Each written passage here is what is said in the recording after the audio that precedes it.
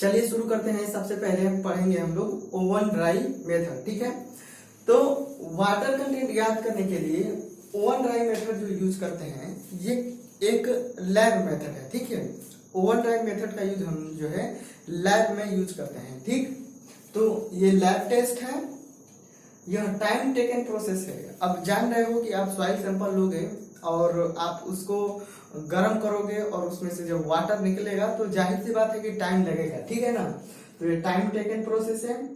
यह water content ज्ञात करने का सबसे शुद्ध मेथड है।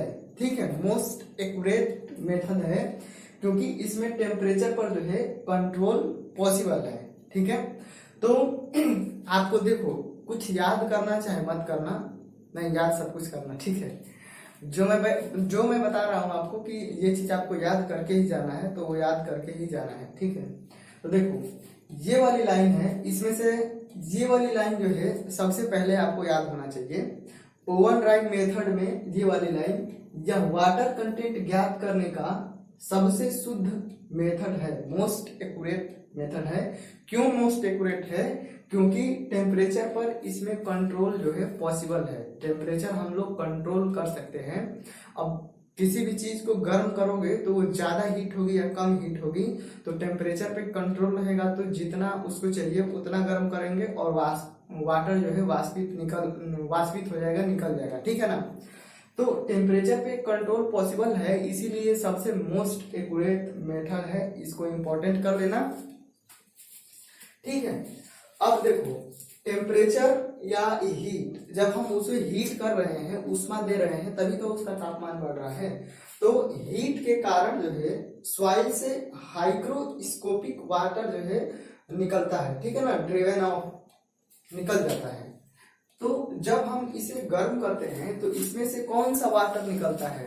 तो हाइग्रोस्कोपिक वाटर निकलता है। देखो हम लोग तो अभी नॉर्मली, मैं ये सोच रहा हूँ कि आप लोग एकदम नए हो। ठीक है, जो लोग जानते होंगे वो लोग थोड़ा सा वीडियो को आगे कर सकते हैं। तो देखो हम लोगों ने अभी तो वाटर केवल देखा है कि नदी में या नाले में तालाब में जो भी वाटर रहता है वो पीने वाला वाटर हमने बस वही देखा है। ठीक है ना, लेकिन सॉइल मैकेनिक्स जब हम पढ़ेंगे या आप इन्वायरमेंटल इंजीनियरिंग पढ़ोगे या इरिगेशन इंजीनियरिंग पढ़ोगे तो इसमें जो वाटर वही है, लेकिन वो वाटर जो है किस फोर्स के कारण वो कैसे बंधा है और कैसे फ्लो हो रहा है, उसके आधार पे वाटर को भी कई कैटेगरी में बांटा गया है। ठीक है ना, तो उसमें से ही एक कैटेगरी है हाइग्रोस्कोपिक वाटर। ठीक है, देखो अभी तो बस आप लोग याद रखना है कि हाइग्रोस्कोपिक वाटर, लेकिन आगे हम इसका जो पूरा एक चैप्टर पढ़ेंगे वाटर के बारे में, तो वहां पे आपको सारा चीज एकदम क्लियर हो जाएगा, उसमें कोई दिक्कत नहीं रह जाएगा। ठीक है ना, तो अभी बस ये याद रखना है कि जब हम सॉइल जो होती है उसको जब हम हीट करते हैं तो उसमें से हाइग्रोस्कोपिक वाटर जो है बाहर निकलता है। ठीक है, ये क्वेश्चन जो है एग्जाम में पूछा हुआ है, इसको ध्यान रखना। ठीक, अब देखो इसका प्रोसेस क्या है, प्रोसेस क्या होता है। तो सबसे पहले क्या करते हैं, एक खाली कंटेनर लेते हैं, कुछ भी छोटा सा कंटेनर, हमने एक खाली कंटेनर ले लिया। अब हम उसका जो है वेट ज्ञात कर लेते हैं कि भाई ये कितना भारी है। ठीक है, तो मान लो कि उसका वेट जो है क्या है, W1 है। ठीक, अब हम क्या करते हैं कि उस कंटेनर में जो भी हमें जिस सॉइल का जो है वाटर कंटेंट ज्ञात करना रहता है, उस सॉइल को उस कंटेनर में ले लेते हैं। ठीक है, हमने सॉइल कंटेनर में ले लिया। तो अब क्या हो गया कि जिसका वाटर कंटेंट ज्ञात करना था वो सॉइल हो गई और कंटेनर हो गया, दो चीजें हो गई। अब फिर से इन दोनों का वेट ज्ञात कर लेते हैं, तो इन दोनों का वेट जो है W2 होता है। ठीक है ना, और सैंपल जो है 10 ग्राम लेते हैं, लगभग जो है 10 ग्राम सैंपल लेते हैं वाटर कंटेंट ज्ञात करने के लिए। तो सबसे पहले हमने कंटेनर का वेट W1 ज्ञात कर लिया, फिर कंटेनर में सॉइल सैंपल रख करके और उसका वेट W2 ज्ञात कर लिया। ठीक, अब हम W2 वेट ज्ञात करने के बाद क्या करते हैं कि उस कंटेनर को सॉइल सैंपल सहित जो है ओवन में रख देते हैं। ठीक है, तो अब ओवन में जो है आप टेम्परेचर को कंट्रोल कर सकते हो, अपने हिसाब से सेट कर सकते हो। ठीक है, अब उस ओवन में रखने के बाद अब कुछ टाइम बाद देखो अलग अलग सॉइल के लिए अलग अलग मतलब टाइम है कि कौन सी सॉइल है तो उसे कितनी देर तक जो है ओवन में रखेंगे। इस चीज को हम अभी आगे डिस्कस करेंगे, ठीक है। तो अब ओवन में हमने कुछ टाइम रख दिया, अब वो क्या हो गया कि पूरी तरीके से सॉइल ड्राई हो गया, ठीक है। तो देखो क्या हुआ, ओवन में जब हमने रखा तो इस सॉइल सैंपल में क्या थे, देखो मैंने आपको कई बार बताया है, एक बार और बताते हैं। सॉइल के कण है छोटे छोटे, और उन कणों के बीच में ही क्या है, वॉइड्स है। उन्हीं वॉइड्स में एयर भी है और वाटर भी रहता है। तो जब हम ओवन में रखेंगे तो जानते हो कि टेम्परेचर बढ़ेगा तो वाटर जो है वाष्पित हो जाएगा। तो वाटर क्या हुआ कि बाहर निकल गया, है ना। अब बचा क्या कि सॉइल के कण बचे, और उनके बीच में जो वॉइड्स है उनमें अब केवल एयर रह गया है, ठीक है ना। वाटर जो है एकदम खत्म हो गया है। तो अब उसे ओवन में निकालने के बाद से हम फिर से जो है उसका वेट ज्ञात करेंगे, और वो वेट होगा क्या, W3 होगा, ठीक है। W3 क्यों, क्योंकि उसमें से वाटर निकल गया है ना। तो वाटर निकलने के बाद से इनका जो वेट है वो कुछ कम हो गया होगा, ठीक है। तो सबसे पहले हमने इनपटी जो है कंटेनर लिया, इसका वेट क्या था, मान लो C था, W1 था, इसमें केवल कंटेनर था। फिर हमने इसका वेट W2 ज्ञात किया, और इसमें जो है सॉइल सैंपल था, तो इसमें क्या शामिल था, कंटेनर का वेट था, वाटर था और सॉइल सॉलिड था। फिर जब हम इसे ड्राई किए तो अब लास्ट में केवल जो है सॉइल सॉलिड बचा, केवल मृदा के कण बचे और कंटेनर का वेट था, ठीक है ना। तो ये W3 था। और हमने वाटर कंटेंट पढ़ा था, water content is equal to weight of water upon weight of soil solid, ठीक है, ये हमने पढ़ा था, weight of water upon weight of soil solid. तो देखो वेट ऑफ वाटर जो है हमें कैसे निकलेगा, इसमें देखो कंटेनर का वेट शामिल है, फिर वाटर शामिल है, वाटर का वेट है, फिर कणों का वेट है, ठीक है ना। तो ये है W2, और ये क्या है, इसमें कंटेनर का वेट है, और ये है WS, मृदा के कणों का वेट है, ठीक है ना। WS लास्ट में बचा है। तो देखो W2 में से W3 जब हम घटा देंगे तो बचेगा क्या, W बचेगा, ठीक है ना, वेट ऑफ वाटर बचेगा, समझ रहे हो, W2 माइनस W3। अब हमें चाहिए वेट ऑफ सॉइल सॉलिड। तो देखो इसमें केवल ये जो है W1 कंटेनर का वेट है, और ये कंटेनर का वेट और सॉइल सॉलिड का वेट है। तो W3 में से W1 को जब घटा देंगे तो केवल WS बचेगा, है ना। तो क्या आ जाएगा, wait of water upon weight of soil solid. तो यहां से जो है हमें मिल जाता है वाटर कंटेंट, ठीक है। अब इसके जो इंपॉर्टेंट पॉइंट्स हैं वो हम यहाँ पे लिख लेते हैं। तो देखो भैया, सैंडी सॉइल को जो है 4 से 5 घंटे तक, और कोहेसिव सॉइल को 16 से 18 घंटे तक जो है ओवन में रखते हैं, ठीक है।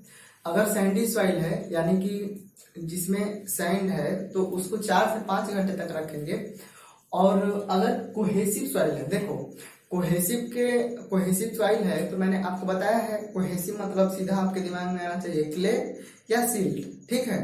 तो अगर ऐसी सॉइल है तो उसे हम लोग 16 से 18 घंटे तक रखेंगे। अब ऐसा क्यों है, देखो जो सैंड या ग्रेवल होते हैं तो उसके पार्टिकल क्या होते हैं, अलग अलग होते हैं, ठीक है ना।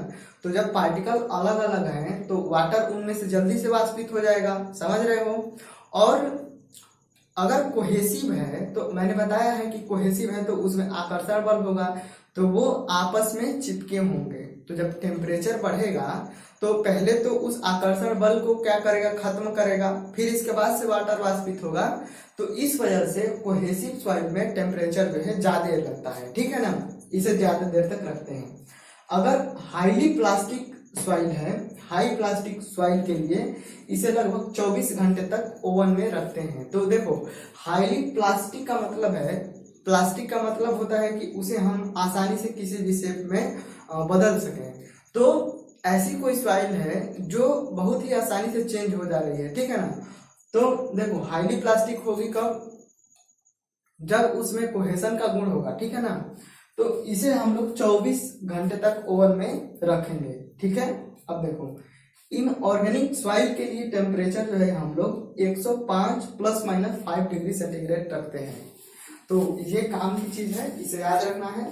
अगर कोई इनऑर्गेनिक सॉइल है, कोई इनऑर्गेनिक का मतलब कि जिसमें कार्बन न हो, तो अगर कोई ऐसी सॉइल है तो उसके लिए टेम्परेचर हम लोग 105 ± 5 डिग्री सेंटीग्रेड रखेंगे। ये चीज आपको याद रखना है। अगर ऑर्गेनिक सॉइल है, ठीक है ना, तो ऑर्गेनिक सॉइल के लिए टेम्परेचर 60 डिग्री सेंटीग्रेड से अधिक नहीं रखते हैं। तो अगर ऐसी सॉइल है जिसमें कार्बन कंटेंट की मात्रा है तो उसके लिए टेम्परेचर 60 डिग्री सेंटीग्रेड से अधिक नहीं होना चाहिए, अन्यथा क्या होगा कि ऑर्गेनिक सॉइल का क्या होगा, ऑक्सीडेशन हो जाएगा। और ऑक्सीडेशन और रिडक्शन क्या होता है ये जो है आप लोग जानते हैं, ठीक है। तो इसको भी याद रखना है, इसको भी याद रखना है। जिप्सम युक्त अगर सॉइल है जिसमें जिप्सम की मात्रा है, ठीक है, तो उसके लिए टेम्परेचर 80 डिग्री सेंटीग्रेड से ज्यादा नहीं रखते, नहीं तो क्या होगा कि जिप्सम में उपस्थित क्रिस्टलाइन वाटर जो है बाहर निकल जाएगा। तो अगर जिप्सम युक्त सॉइल है तो टेम्परेचर 80 डिग्री सेंटीग्रेड जो है 80 डिग्री सेंटीग्रेड से अधिक नहीं होना चाहिए। तो ये जो तीनों टेम्परेचर है इस चीज को जो है आप लोग याद रखेंगे, ठीक है ना। देखो यार, किसी चीज को बताने में क्या होता है, अगर नहीं आ रहा है तो बोल दो कि आप लोग जानते होंगे। मुझे ऑक्सीडेशन रिडक्शन अभी क्या होता है मुझे नहीं पता है। देखो, ऑक्सीडेशन में होता है ऑक्सीडेशन में ऑक्सीजन जुड़ता है, ठीक है ना, और रिडक्शन में OH जुड़ता है, जहां तक मुझे अभी पता है। हो सकता है कि गलत हो, तो इस चीज को ध्यान मत देना। ऑक्सीडेशन ये याद रखना, ऑक्सीडेशन हो जाता है। अभी मैं देखूंगा तो मुझे आ जाएगा, ठीक है ना। तो चलो आगे देखते हैं। देखो, एक चीज क्या है, क्रिस्टलाइन वाटर जो है बाहर निकल जाता है। तो बहुत सारे लोगों को जो है क्रिस्टलाइन क्या होता है ये हजम नहीं होता है। देखो, मुझे भी हजम नहीं होता है कि क्रिस्टलाइन क्या होता था। लेकिन देखो, नमक जो होता है ना, नमक, तो नमक जो है उसको आप बाहर निकालोगे तो वो पूरा एक मतलब भुरभुरा होता है। पूरा एक एक कण, एक एक पार्टिकल उसको दिखते हैं, ठीक है। तो वही क्या है क्रिस्टलाइन है, वही वो क्या है, क्रिस्टलाइन है, ठीक है। अब देखो, पहले के, अभी तो यार सब लोग टाटा नमक और पैकेट वाला नमक आ रहा है। और जब भी हम लोग छोटे थे, अभी भी कभी कभी मम्मी नमक ला देती है, तो वो जो नमक आता था ना, तो वो रोड़ी का नमक आता है, ठीक है। वो नेचुरल होता है, वैसे ही बना रहता है। तो वो जैसे कि वो रेक्टेंगल टाइप में उसका शेप ही एकदम ऐसे होता है, पूरा जैसे लगेगा कि ऐसे रेक्टेंगल है, ऐसे उभरा उभरा हुआ होता है, ठीक है, समझ रहे हो, आपने देखा होगा। तो वो क्या है, वो क्रिस्टलाइन है, वो किसी ने बनाया नहीं है, वो मशीन में नहीं बना है, वो अपने आप ही नेचुरल रूप में बना है। देखो, मैं घर पे ही या कहीं पे मेरे पास वो फोटो है। अभी मैंने क्या करा था कि सलाद काट के खाते हैं ना, तो शाम को सलाद काट के खाई थी, उसमें नमक था और वो जो बर्तन था वैसे ही छूट गया था, ठीक है। मुझे भी नहीं आता था, तो वो बर्तन वैसे ही छूट गया था। तो अब जानते हो गर्मी का दिन है तो पंखा चलता रहता है, तो वाटर उसमें से जो अब सलाद खाओगे तो उसमें वाटर रहेगा ही, तो वो बर्तन वैसे छूट गया था, उसमें नमक था और वो वाटर वाष्पित हो गया था, ठीक है ना। और वो बर्तन 1-2 दिन तक वैसे ही पड़ा रह गया। तो 1-2 दिन बाद जब मैंने उसे देखा तो उसमें ऐसे ही रेक्टेंगल टाइप में पूरा एकदम शेप बना हुआ था उसका, ठीक है, पूरा वैसे ही शेप बन गया था। तो मैंने तब मुझे समझ में आया कि ये देखो, ये क्रिस्टलाइन है, वो अपने आप नेचुरल ही उसका वो शेप बन गया था, वैसे मतलब एक एक पार्टिकल अलग होने लगे थे, तो वो क्रिस्टलाइन होता है, ठीक है। उसके एक एक पार्टिकल आपको दिखेंगे। तो क्रिस्टलाइन वाटर बाहर निकल जाता है, इसका मतलब ये है, जैसे कि मैं आपसे पूछूं कि फिटकरी का फार्मूला क्या होता है, तो देखो मैं लिखने की कोशिश करता हूँ, मुझे याद नहीं है, हो सकता है सही लिखा जाए।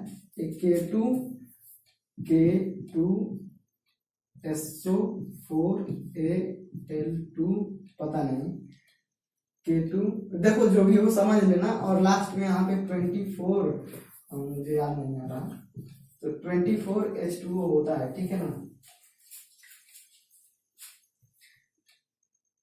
जो भी हो। देखो, तो लास्ट में यहाँ पे 24H2O होता है, और ये बाकी जो इधर का होता है SO4 का होल थ्राइस होता है, ऐसे कुछ होता है, ठीक है ना। तो समझ लेना आप लोग। तो देखो यहाँ पे लास्ट में H2O जो है 24H2O के मॉलिक्यूल जो है इसमें जुड़े रहते हैं, ठीक है। तो अगर इतना टेम्परेचर हम उसको जो भी सॉइल है उसे कोई भी सॉइल है तो आप जानते हो कि उसके एक एक पार्टिकल हैं तो वो जो है किसी मिनरल से बने हुए हैं, और वो किस मिनरल से बने हुए हैं ये हम क्ले मिनरोलॉजी जब आगे पढ़ेंगे तो उसमें मैं आपको बताऊंगा, ठीक है। तो जब ये 24 हमने जब उसको इतना गर्म किया कि ये जो 24H2O है ये भी टूट करके इससे बाहर निकल गया है ना। तो जब ये 24H2O बाहर निकल जाएगा इससे, तो अब ये जो बाकी बचा है वो फिटकरी नहीं रह जाएगा, वो कोई दूसरी कंपाउंड बन जाएगी, वो फिटकरी अब नहीं रह जाएगा।